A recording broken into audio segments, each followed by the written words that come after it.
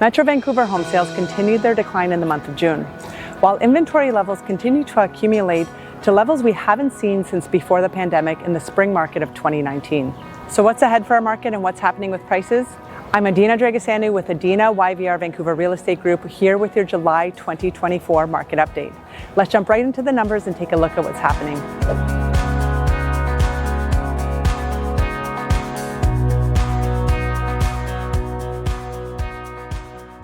Let's start off looking at sales. Metro Vancouver home sales totaled just over 2,400 in the month of June. This is down 11% relative to May, it's down 19% relative to this time last year, and it's down 24% relative to the 10-year sales average. Looking at this by property type, the largest percentage decrease was in the apartment condo segment, where sales decreased 21% relative to last year. In the detached home segment, sales are down 18% relative to this time last year. For attached townhomes, they decreased only 17% relative to this time last year. Overall, what we've seen in the market in the last 2 months is that buyers have become a lot more hesitant. They're taking their time to find the right property and make their move on the property when they find it. And as a result, the market is shifting back towards more balanced market conditions. But another dynamic that isn't quite making the headlines is that sellers are also becoming more hesitant and more reluctant to list their homes for sale. And as a result, we've seen the pace of new listings slowing down. In the month of June, we had just over 5,700 homes newly listed for sale on the MLS. This is up 7% relative to this time last year, but it's down 10% relative to May. And relative to the 10-year sales average, it's only up 3%. When we look at total inventory levels, at the end of June, we had over 14,000 homes listed for sale.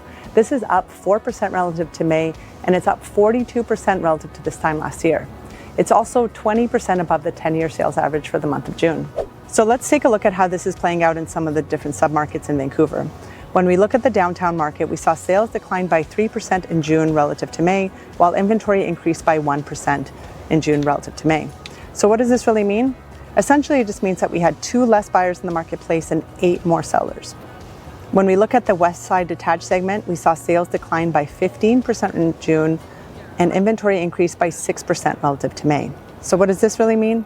It essentially means we had 14 less buyers in the marketplace and we had 36 more sellers. On the attached segment on the west side, we saw sales decline by 6% in May and inventory only increased by 2%. So essentially we had 12 less buyers and just 21 more sellers. On the east side of Vancouver, we see a similar trend. For the detached segment, we saw sales decline by a whopping 27% in June relative to May, whereas inventory only increased 6%. So essentially that means we had about 28 less buyers in the marketplace and about 33 more sellers. In the attached segment in Vancouver east side, we saw sales decline by 14% in June versus May, and we actually also saw inventory decline by 1%. So it means we had 26 less buyers in the marketplace and 4 less sellers. So how is this impacting prices and what do we expect to see in the coming months? As you recall, our leading indicator showing us if prices are on their way up or down is the sales to active listings ratio. And simply put, that ratio looks at the number of sales in a given month divided by the active inventory left over at the end of that month. When this ratio is above 20% for a sustained period of time, we typically see upward pressure on prices, and that's a seller's market. And when this ratio is below 12% for a sustained period of time, we typically see downward pressure on prices, and we call that a buyer's market. Anything between 12 to 20% is balanced market territory. So what market are we in right now? In the month of June, our sales to active listings ratio was 17.6%. This puts us right in balanced market territory, and it's a decline. It's the 3rd month that we've seen this ratio decline, in fact. It's down about 3% relative to May, and it puts us back to where we started off the year in January when we were at 17.2%. By property type, this ratio is currently 13% for detached homes, 21% for attached townhomes and duplexes, and 20% for condo apartments. What happens with this ratio in the coming months is really going to dictate what we'll see with prices. If this ratio plateaus, we're going to see prices plateau as well.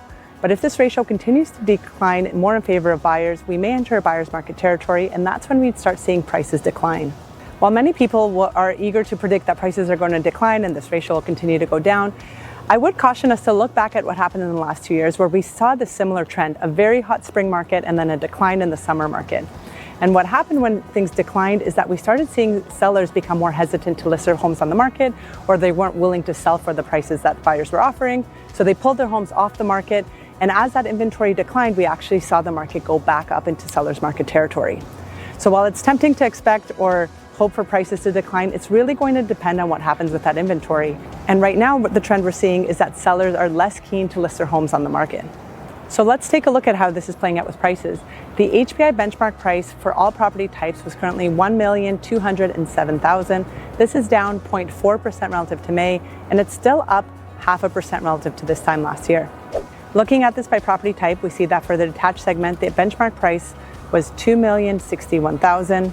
This is down just 0.1% relative to May, and it's still up 3.7% relative to June last year. For attached townhomes and duplexes, the benchmark price is currently $1,138,000.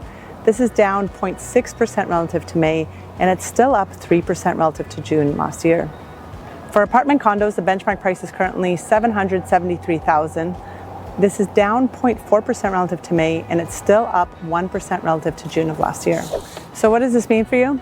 Well, there's an opportunity in every market, and in this market, the opportunity is really in favor of buyers and people who own homes and want to move up the property ladder. And the market conditions we're seeing right now are the most favorable conditions we've seen for buyers in the last 6 months. So if you've been trying to get into the market, you were fed up with the bidding wars you saw a few months ago, or you just haven't found the right property, I'd encourage you to start looking for opportunities and deals right now.